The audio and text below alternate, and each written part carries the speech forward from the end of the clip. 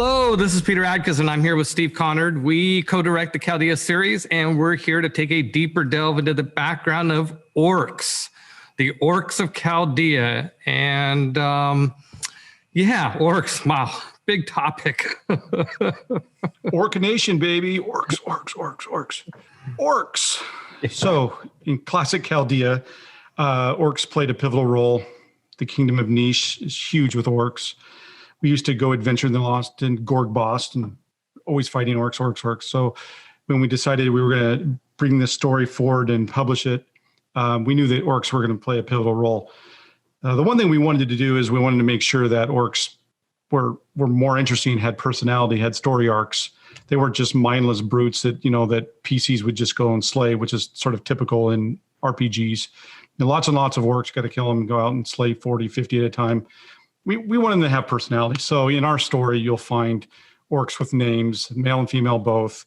And we even talked about some maybe even having a redemption story around them.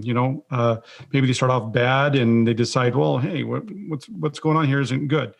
So anyway, that was sort of our basis. So, in our story, in future chapters, we spend a lot of time with orcs. I mean, you might even like them. They're not just bad guys. Yeah, that's right. I think orcs are a fun villain, villain to have, but we wanted to go deeper than that. And we wanted to make them pretty badass. I think our orcs are a little bit tougher than sort of the traditional AD&D sort of orc. They tend to be slightly stronger than humans, maybe a little bit bigger. Although it could be that their life is so brutal that the weaker ones get weeded out, and all you're seeing is the ones that survive.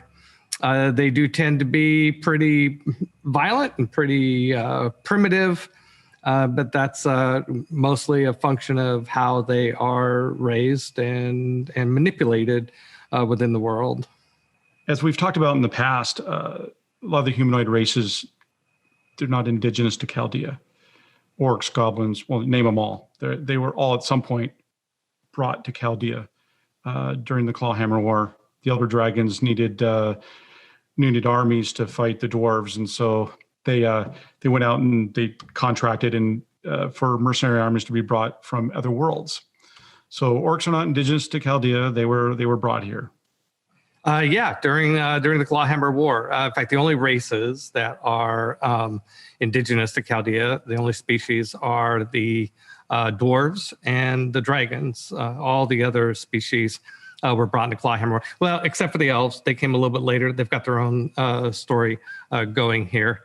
And orcs came onto the scene along with humans to fight in this war. And if you watched our prologos, our sort of intro chapter to our story, you saw our coverage of the Clawhammer War and how they were brought and how this culminated into a big battle between Surinel, who was leading the human and dragon and orc armies, up against the dwarves in the way down in the subterranean reaches of the Divinity Mountains, and where he fought Merithian, who changed sides and fought with the dwarves.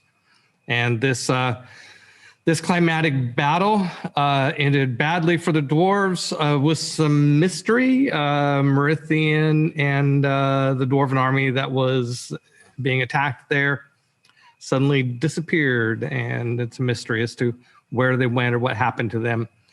But this is the orcs ended up settling down into this area. They drove after the war was over. They drove the humans out, took over the entire mountain chain, and their capital is Tartur, which is a subterranean city in the sort of the center of the Divinity Mountains, and then it is surrounded by 5 other formerly dwarf fortresses, but now orc fortresses that are on the surface, that are the access points to the subterranean empire that circle the mountains of Niche. And it's Gorgbost Gore, Brun Gore, Glagu Gore, Molwitz Gore and Brig Gore. Wow, I got them all out. Yeah, so originally Niche was it's the homeland of the dwarves. It's their main capital, if you will. And so when they went underground, when they were being sieged, the dwarves went underground. And of course, there's nobody better to fight underground to go after them than the orcs. And it makes a lot of sense why the orcs were the ones that were, given that task. And since it was underground and the orcs tend to be subterranean, they liked it. And once the dwarves were defeated and driven out, the orcs go, hey, this looks great. Look at these amazing monuments to architecture we can just take and use to our. So yeah, they immediately had a great kingdom and with fortifications and everything to which to survive. A lot of the human kingdoms, they dispersed around Caldea, Perrin or wherever else. But there's a reason why the orcs are in Niche and why the humans have never been able to go there and drive them out. And this is the primary orc empire, but there are some other places in Caldea where you'll find orcs in sizable numbers. There's a kingdom of orcs in the Hills of Hatred on the main continent of Tamika. There's also a large gathering of orcs in Samaria and near Marn. And basically anywhere you go in Caldea where you can find a rock to hide under, there might be some orcs there. Yeah, that's certainly true. Some orcs have even gone into piracy. Yes. So, yeah. So it's true. On the Great Sea, you could run into pirates and, oh my goodness. Orcs on boats. Orcs. Orcs on boats. Oh, gosh. Yeah, they're not afraid of water. I mean, just like that. They're not dwarves, right? Right. Let's talk a little bit about when we sat down, the orcs were always there in the old days of playing Caldea, D&D and Burning Wheel. But there was, when we sat down to do the series, we had to kind of, dial in our definition of what orcs looked like. And Steve, you played as our art director. You kind of led the charge. Maybe you can share some of your thinking about how we got to where we are in terms of the look of what color is an orc? Yeah, what color is an orc? That's funny because it's great. Like the fantasy IPs that exist in the world, everybody's has their version of an orc. There are red orcs and there are green orcs and God knows there's probably blue orcs. I don't know. Anyway, we were like, yeah, what color is an orc? It's funny we threw that out as a line for Duke. He's like, yes. I have to make orcs. What color? Which was sort of our question. We just thought it was sort of funny that he was voicing what we were thinking is what color are they? Yeah. And you were the one that's like, well, they're subterranean. I mean, they're just going to be opaque or, obviously they're not going to be suntan. So they tend to be some form of, white or pale. They just don't see a lot of sun. But their sun doesn't do any damage to them. It's not like they go outside and they're taking 1d6 damage a round or something. They just don't like it, right? They can survive out there. And we even created a group of unique orcs that they who defy the sun, I think is what they're called, their little group. I seem to remember you made up all these really great titles for all these different orcs. I might have stolen some of those titles from Burning Wheel, actually. But yeah, oh, okay, yeah, she who defies the sun, etc. But yeah, they are the orcs are nocturnal creatures. They like their natural habitat is underground, in the dark. They can't see perfectly in the dark. They will use fire to enhance their vision. But they don't like the sun, and so when they go outdoors on raiding parties, when they go to the surface, they tend to take tents with them that they can camp in during the day, or sometimes orc magic can help them find underground places or create underground places for them to hide in as well. Well, orcs definitely like to raid. And of course, there's no better time to raid human settlements than at night. As much as they don't like the sun, humans don't like the dark. It's sort of like it's built into humans to be afraid of the dark. Every kid is afraid of what's under their bed, or I don't want to go out and feed the animals at night. I'm afraid. I remember growing up on a farm. Sometimes I hear funky things out there near the barn. I'm like, no, I want no part of that. So yeah, imagine orcs. They raid at night. You talked about the Hills of Hatred. They're surrounded by human kingdoms, and so they almost survive explicitly by raiding nearby kingdoms. But they only do that by surviving it, by doing it at night, and then scurrying back to the Hills of Hatred and going underground. Yeah. We have in an upcoming series of chapters, we will show we will have some scenes of warfare with orcs. I can't imagine you don't expect that, given all the foreshadowing we're doing about the orc war. And we had to think be a fight. Yeah, there's gonna be some fighting between humans and orcs, and I don't know. Let's see, Sarva, I think, volunteers to go to Tetanik, right on the front lines of the Orc Empire. Oh, 200,000 screaming orcs. Yeah, I remember now. Yeah, maybe she'll get to fight some. But so we had to think a lot about, like, well, if the orcs really leave the mountains far enough to get away from an easy retreat, what would a war be like between an army that prefers to fight at night and an army that prefers to fight at daytime? I love war games and military history. It was a lot of fun to think about that. Yeah, I remember we created a lot of interesting, you love your war games, you're like, the Fists of Fire. These guys that ride these chariots. They're pulled by nightmare steeds. They're hurling fire and, and nothing like creating terror by burning everything down around you as you charge through the night. You should expect to see that.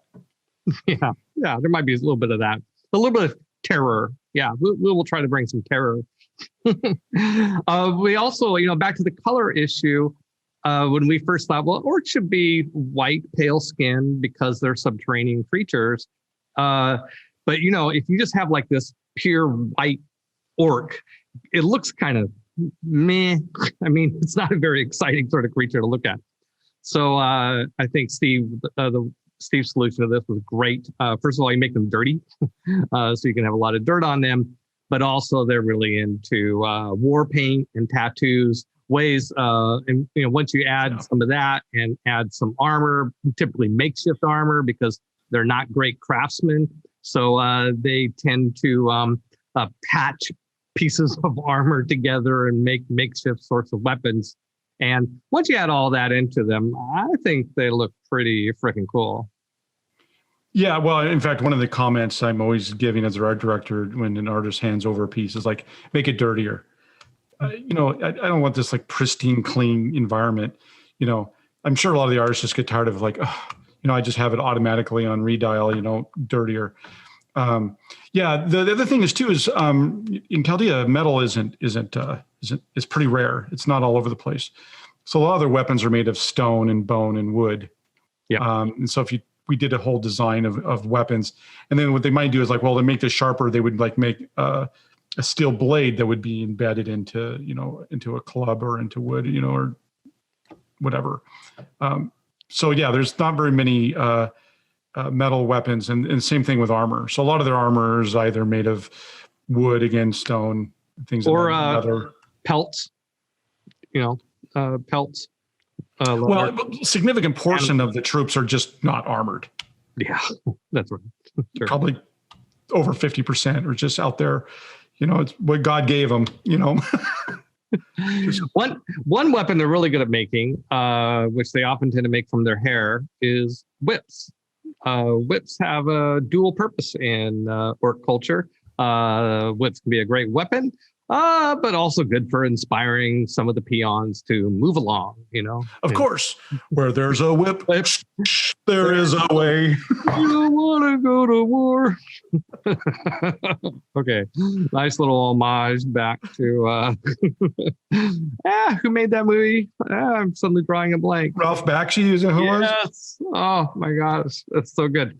That's a nice segue to, I think a lot of times in fantasy literature, orcs are represented as really downtrodden, diseased, crippled. We didn't like that. We think they're much, scarier, frankly, more formidable, more interesting opponents if they are pretty damn tough. And so our orcs are pretty damn tough. If you were to play one as a PC, you would not find yourself handicapped by not having as good a stats as humans. Maybe not quite as good as some of the mental stats, but physical stats would be really good. Charisma. Yeah, they're definitely tough. Maybe not so good. Well, I mean, if you know, our last chapter, you know, we go down and show how they're born and raised, and you know, you survive the whatever 30% at the bottom gets, you know, you just don't survive childhood. Yeah. The ones who do survive are just going to be tougher. Well, that's a nice segue, Steve, into the bowels of the Divinity Mountain, down in the Undercroft, down in the hives and hovels where the orcs are bred and raised viciously, raised cruelly, raised to hate. What is that big creature hanging from the ceiling in that one scene? Well, okay. So first, you know, I'd always heard this term tossed around. I don't even know who originated it. But you always hear about orc breeding pits. Seems like what is an orc breeding pit? Is this a generic term for work? You know, is it a hospital? Is that what a breeding pit is? I don't even know. I just knew that whenever I played D&D in anybody's campaign, whether yours or whatever, we'd go into Gorgbosh, and I remember we'd be in there for 2 weeks, just day after day. I remember we fought like 500 orcs one time or something. It just kept coming. I'm like, where do these orcs come from? And it's just. Did I need to show that in the story? Well, no, but it's like. Well, I think we wanted to show that the orcs they're bred to be the way they are. They're manipulated to be the way they are. They're raised in a very cruel sort of way. If you we prefer the idea that, if you took a baby orc and raised it in a good family, it could turn out just fine. They're not inherently in their makeup evil. They're kind of raised that way. Oh yeah, they're not evil by any stretch. Maybe a little chaotic. I mean, and the funny thing is we sort of judge things based on human standards. Well, if you do something different than I do, then you're evil. Well, no, I mean, if you just hunt, you know, if you're just out hunting, you know, to a vegetarian, that might not be nice, right? But I happen to like, you know, venison. So yeah, they're not inherently evil. They just happen to, you know, don't have the typical nuclear family. You know, the baby's birthed and it's raised by, you know, the community of caregivers. Okay, so that's the orc breeding pit, or the maternity ward, I think you called it. Yeah. You're dodging my question, though. Okay. What is that creature hanging from the ceiling? Brood, Brood, the blood entity of Dasha. If it was a human, you'd say, oh, it's a god. And Peter was always very good at this. Like, oh, listen, most of the gods in the Age of Gods tend to be human. Humans have the faith, where orcs don't worship gods, not really. But so Dasha isn't a god; it's a magical entity from the Age of Magic, and the Orc Underworld is Dasha, which is the endless river of blood that when you die, your blood is mingled with your ancestors through history. That's so pretty cool. blood is power for orcs. You know, the special ingredient for magic in a lot of cases. In our story, you see Marzon summons someone, Gazette, we know who it is, out of the blood. So it's like, did he call her back somehow from the river of blood? Was she previously dead? Who knows, right? We'll leave that out. But yeah, so the thing hanging from the ceiling isn't actually Dasha herself. It's a big statue, a monument to Dasha. And if you look really close, by the way, you'll see all these heads hanging on chains, and those are actual old blood summoners who've basically passed on. But they're undead. So each one of them are still alive, well, undead alive. And they all sort of help all the other New Age of blood summoners. In a future chapter, we'll run into a major blood summoner, and her arcane focus is one of these heads. And she carries the chain around, and there's a head of them. And you have a conversation. And the thing that's really cool is if they can both cast spells. So if you can, as a spellcaster, can cast one spell around, well, you've got your focus, it can cast another spell around. So now you're casting 2 spells around. Inherently, that's just better, of course. Yeah, that's better. I love the blood summoners. So yeah. So the blood summoners, another concept we took from Burning Wheel, is the idea of, that's the orcs version of magic. The blood summoners, like Steve mentioned, blood is power in orc society. And the blood summoners use blood, preferably from something recently living, like a blood sacrifice, perhaps. And they use that blood to cast spells, to wield powerful magics, and pretty badass magics. Yeah, I wrote a few scenes where they were doing sacrifices for blood ritual spells, and people were like, really? It's a little hardcore. It's a blood sacrifice. It's like, I guess we can make it Disney tame if you want, and everything can happen off screen. It's like, no. We might have to censor a lot of it on the YouTube version, but knock yourself out, Steve. Let's go. Full gore on the blood summoners. They're using the blood. And it's a female organization that has managed to monopolize this and keep the men out of it. And this group of these blood summoners are quite powerful in the Orc Empire political scene. And like Steve said, the skulls are former blood summoners. So there is a death ritual that the blood summoners, when they are approaching the end of their years, they go through this ritual to live on as a skull hanging from a chain. And they find that really exciting. Well, it's really freaky is if you look close, and we don't have like infinite amounts of money to zoom in close, but there's blood that's inside the statue of Brood, and then it seeps out down the chains, and then it goes over the skulls and then drips into the blood pool. That's right. That's how the blood gets to the blood pool that Marzon is baptizing himself in and revigorating himself after he came out of the stasis diamond. Yep. And most orcs hope that when they die, that their blood will be brought back and mixed with the blood of their ancestors in Dasha. That's the only way to go. That's right.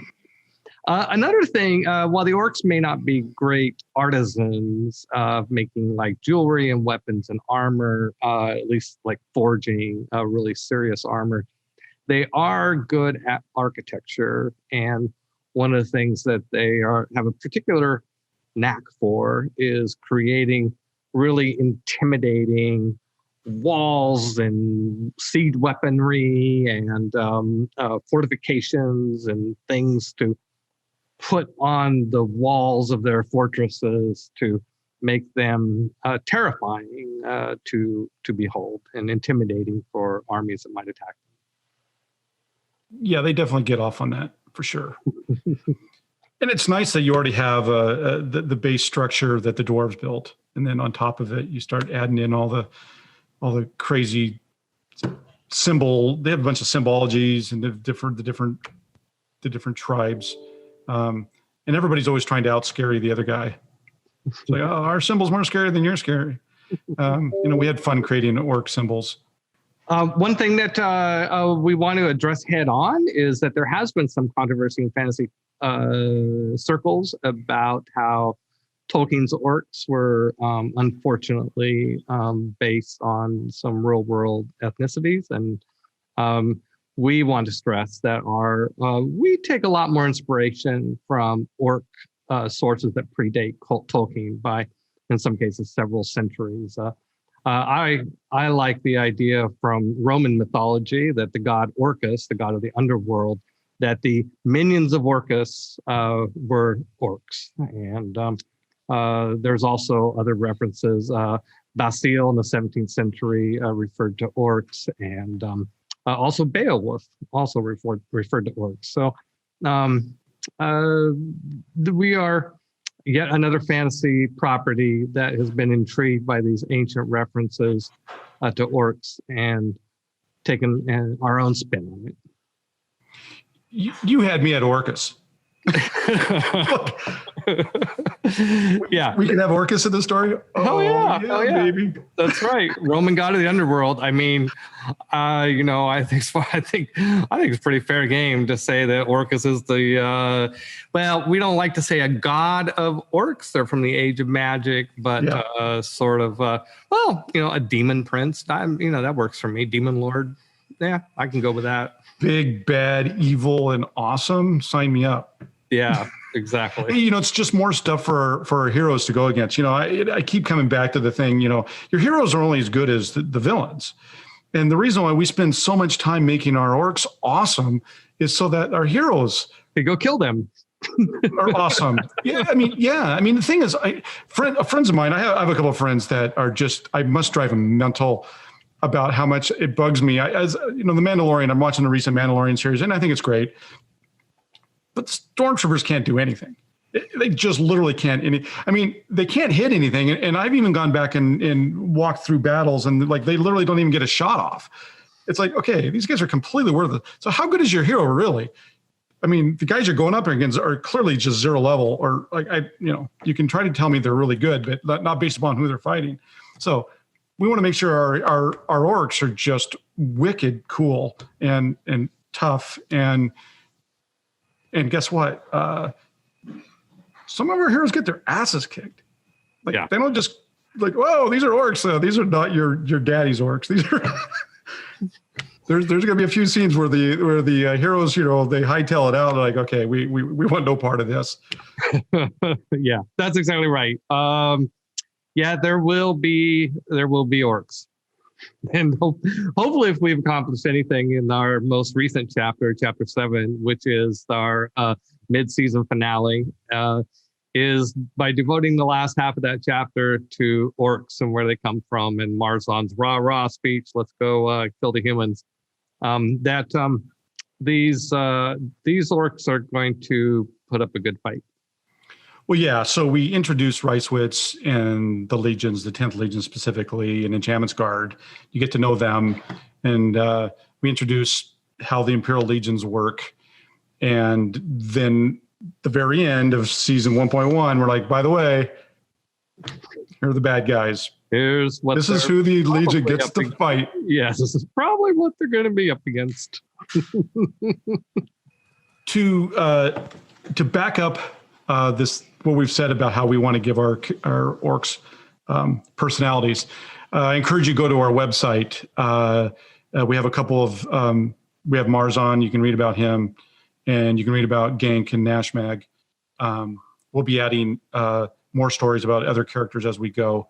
And you can tell by those backstories, they're just simple backstories, but they have family and friends and whatnot, and normal lives before they get caught up in the grand battle over the world.